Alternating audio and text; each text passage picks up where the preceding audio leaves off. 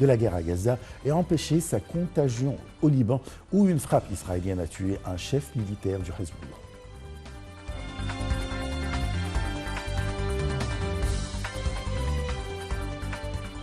Les informations en détail. Le président Abdel Fattah el-Sisi a reçu au palais de l'Ittihadiyya son homologue palestinien Mahmoud Abbas. El-Sisi a présenté les efforts intensifiés et les contacts en cours entrepris par l'Égypte avec diverses parties pour faire pression en faveur d'un cessez-le-feu et pour l'entrée immédiate de l'aide humanitaire en quantité suffisante dans la bande de Gaza afin d'y mettre fin aux souffrances des civils. Le porte-parole de la présidence de la République, le conseiller Ahmed Fahmi, a déclaré que les deux leaders ont eu une séance de discussion élargie en présence des délégations des deux pays sur la situation actuelle dans les territoires palestiniens occupés. Au cours de cette séance, le président Abou Mazen a passé en revue les derniers développements des opérations militaires israéliennes dans la bande de Gaza et la tragédie humanitaire qu'elles ont provoquée, ainsi que la situation en Cisjordanie et l'escalade de tensions et de violences dont elle est témoin. Il a en outre exprimé sa grande appréciation pour le rôle de l'Égypte dans le soutien à la cause palestinienne, historiquement et jusqu'à présent, car l'Égypte déploie des efforts considérables et inlassables à tous les niveaux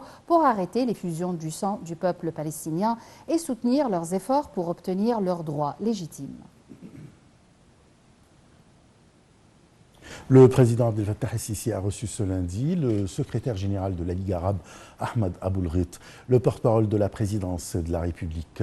le conseiller Ahmed Fahmi, a déclaré que le secrétaire général de la Ligue arabe avait félicité le président pour sa réélection pour un nouveau mandat, lui exprimant ses vœux pour plus de succès et progrès au profit du peuple égyptien et de la nation arabe. El-Sisi a remercié Aboul-Rit, soulignant le souci de l'Égypte de poursuivre son soutien à la Ligue arabe, croyant en son rôle central dans la préservation de l'unité des rangs arabes et l'action commune face aux défis complexes inédits auxquels est confrontée la région. La réunion a abordé l'évolution de la situation dans les territoires palestiniens occupés, ainsi que les efforts intensifs visant à parvenir à un cessez-le-feu, à l'acheminement de l'aide humanitaire et à l'activation de la voie de la solution à deux États.